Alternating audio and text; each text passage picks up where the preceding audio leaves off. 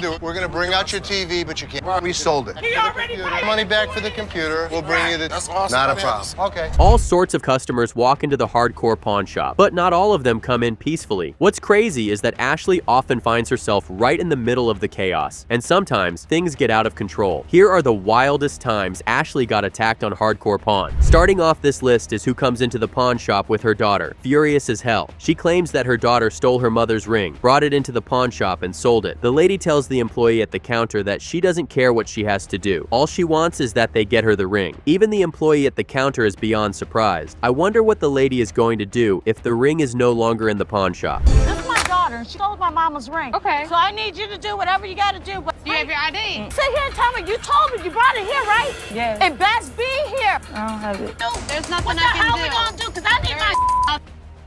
Oh, she is pissed as hell. I'm sure her daughter is not going to hear the lash of it. The lady keeps yelling and the employee asks her daughter if she brought her ID. The daughter tells the employee that she didn't bring it, and that just makes her mother get more upset. She continues to yell and Ashley is forced to get involved in the situation. Well, let's see if Ashley is able to keep the woman calm. Now, Miss Thing here took my mother's ring. Yes. And you pawned it? When? The day before yesterday. Okay, so where's your... I don't have it. So let me ask you a question as a mother. Did you press charges against your daughter for being a thief? I'm not pressing no charges. No. I need my. With the way things are going, Ashley might have to get the security team involved. This lady just doesn't want to understand the rules of the pawn shop. Ashley tells the lady that the only way she can give the ring back is if her daughter has the ticket for the ring she pawned, or the lady decides to press charges against her daughter since she had no idea that the ring was taken. The lady says she isn't going to do any of that and continues to yell at the top of voice. I'm not losing. I'm not gonna lose. Come here for a second. I'm gonna step out of line. I ain't losing my spot. You need to get out of the store. Turn around. You're telling me I gotta make a police report. do. against- Aha, I can't believe the lady's daughter tried to attack Ashley and the security guard. She must really be in over her head. Ashley dragged them out of the line and tried to explain the situation to them without having the lady continue to yell. As you would expect, the lady refused to listen, and she went on to continue screaming at the top of her voice. Ashley gets upset and has the security guard escort them out of the building. Hey, you wanna see her? Hey, get up! Hey, you can't touch our security.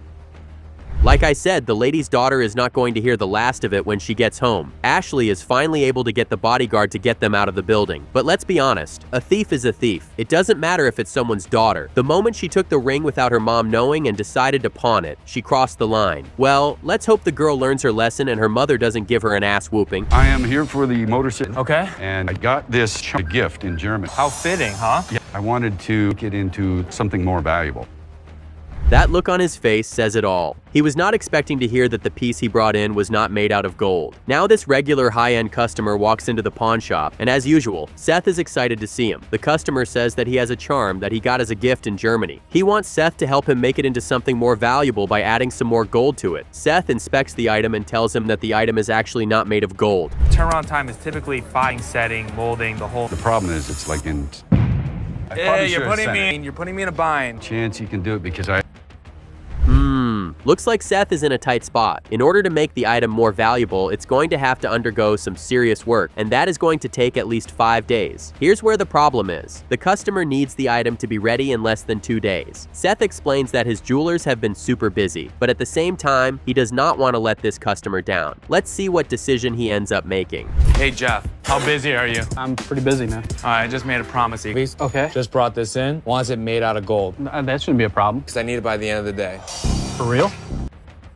I can't be the only one who is scared that Seth might actually mess this job up. Seth tells the customer and promises him that the item is going to be ready in less than 2 days. Seth then heads straight to meet his jeweler and tells him that he just made a deal with a high-end customer and he needs the item ready in 2 days. The jeweler breaks Seth's bubble and tells him that working on the item is at least a 5-day job. I'll get it done, I guess. 6 o'clock. I'll miss the deadline. I need to have it overnighted to him. All right. Thanks, Jeff.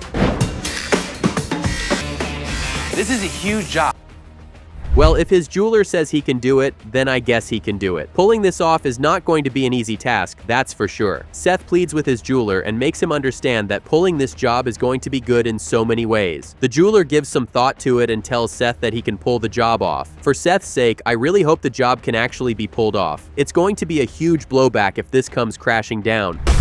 We're making a Kane hotter. Guy who played Jay, I need to ship it out still working on it. It's gonna be tight. Wow, looks like his jeweler might be up to the task and the item could actually be ready in less than 2 days. But it makes sense why Seth does not want to disappoint the customer. Apparently the customer who wants the item made is the guy that played the role of Jason in the Friday the 13th movies. Making an item for him is very important, but as you can see, his jeweler still has a lot of work to do.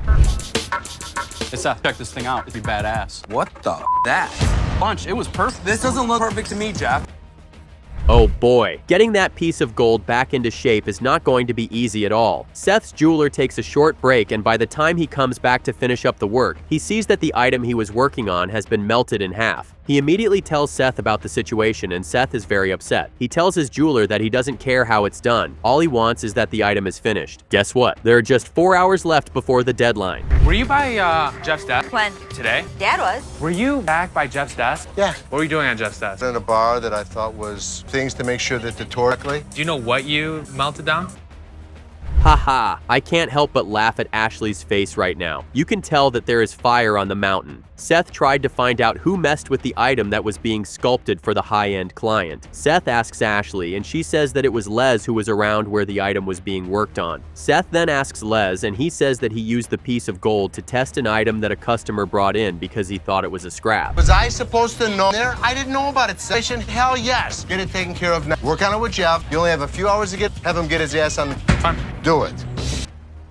Well, Ashley is not wrong. If Seth can't find a way to get this fixed, he is going to be in a lot of trouble. Les tells Seth that he had no idea that the item was not a scrap, and he can't blame him for using it to test another item. He then goes on to say that he acknowledges that it's a serious situation, and the best Les can do is to sit on his jeweler's neck till the item is completed. But then again, can it really be done in less than 4 hours? I'm in a time crunch. I promised Kane that I'd have this piece done, delivered tomorrow. What are you doing? I'm here to pick up a package. Sure, I'm Seth. Nice to meet you. I'm running a couple minutes behind. Can you give me a few minutes? I don't know, man. I got 3 more packages I got to pick up today. Well, how about you go do those pickup? You get that package now because I got some more stuff I got.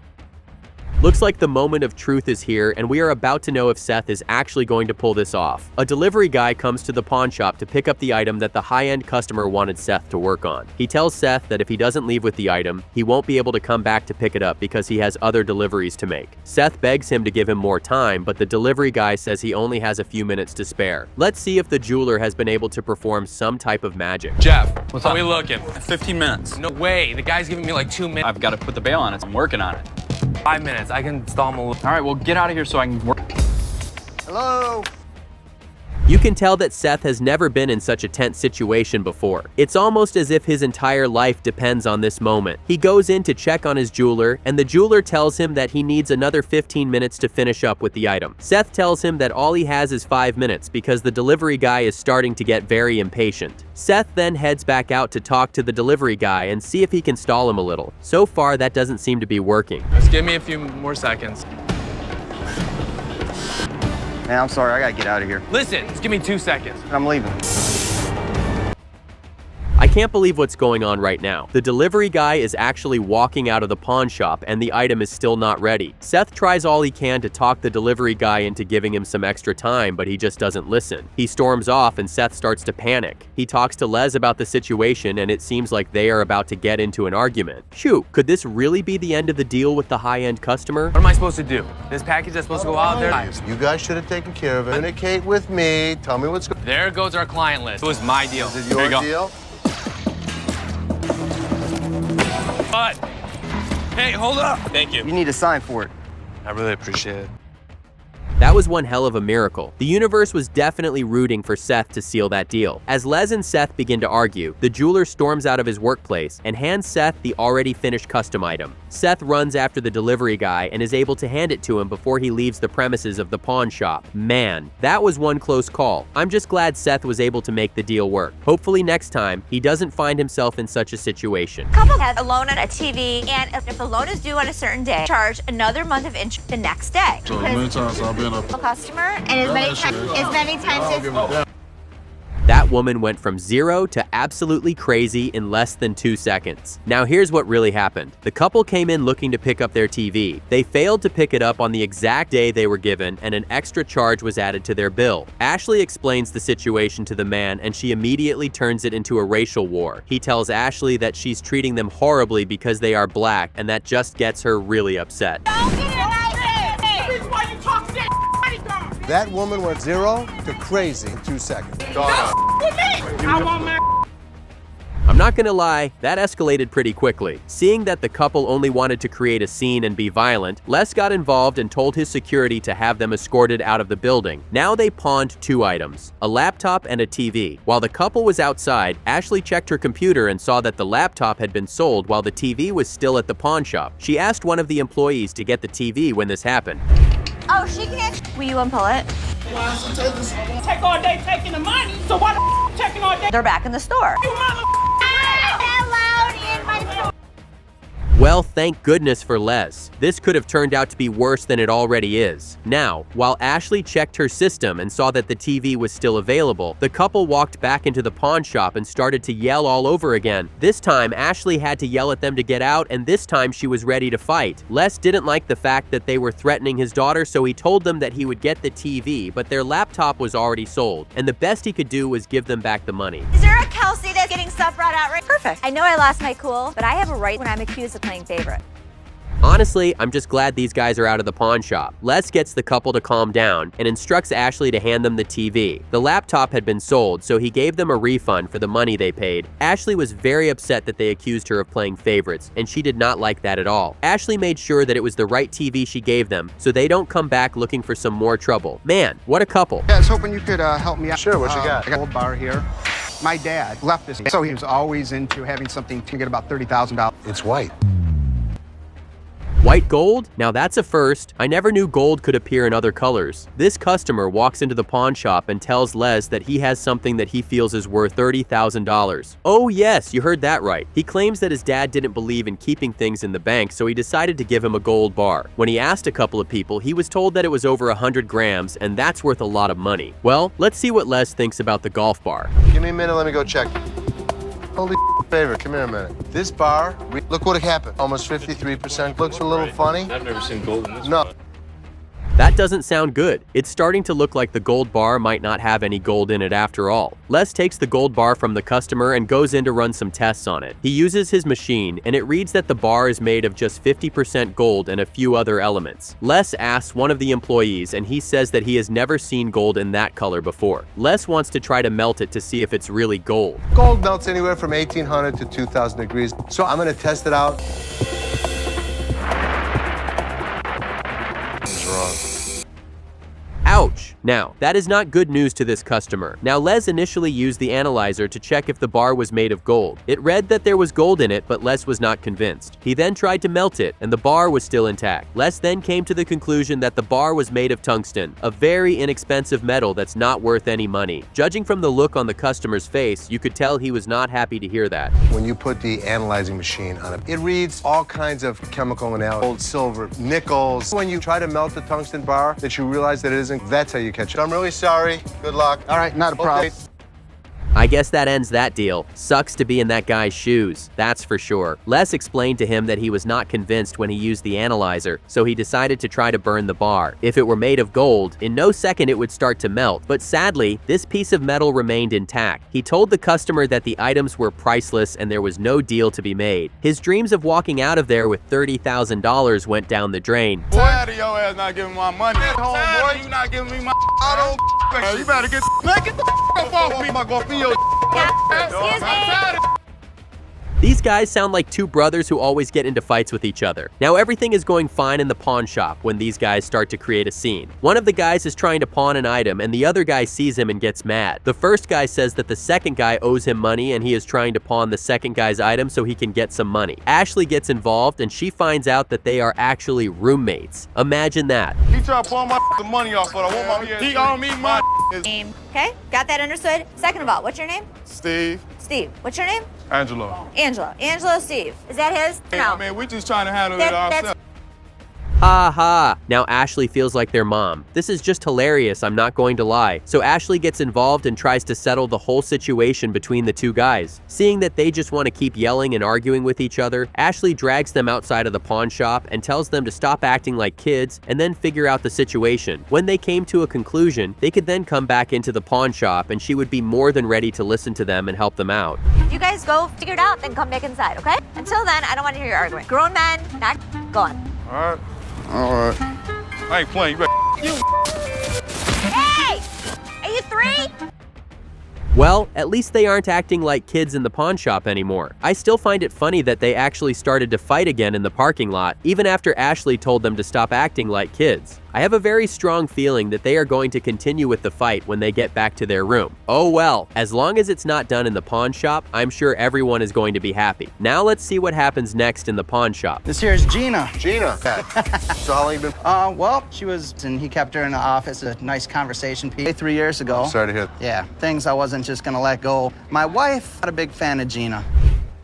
Looks like we have another situation where the wife wants their husband to get rid of an item. This guy walks into the pawn shop with a weird-looking mannequin he calls Gina. He claims that it was one of the many things that his father left behind when he passed away. He loves Gina, but his wife is not a fan of the mannequin, and she wants him to get rid of it. Now he is in the pawn shop looking to see how much he can get for the item. Anatomical model company. It's got several 30s to the 50s. They're really neat. Things that reminded me when I was a kid, when I was in science class. This customer can't be serious if he really thinks Les is going to buy the item for $1,500. That's never going to happen. I mean, we can't deny the fact that Les likes the item. He already said that it reminds him of when he was much younger and in science class. The customer explains to him that he saw online that the item he brought in is the exact same one that they have in museums, and that's why he feels it's worth $1,500. What would you take for it? What would you offer? You start. Less than $850 on that. Lowest you'll take. So if 500, that wouldn't do it. 200 wouldn't do it. He wouldn't do it. Phew! Trying to bargain with this customer is starting to look harder than Les expected. Les already established that there was no way on earth he was going to sell that item for $1,500. He then went on to ask the customer how much he really wanted for the item. He said $850 and that was still too high. Les told him that he was willing to pay $250 for the item, but the customer stood his ground and told Les that it was still too small. Well, let's see if Les's bargaining skills are going to keep this customer. In the $500 range. Value, I'm sorry. Okay. You know, 250 I'd go, but other than that, it's a done deal. Thanks for your time. Hey, Vince, thank you very much. Sorry we couldn't take care of you. I gave him the money that he actually was asking for. I would have never sold it. It would have said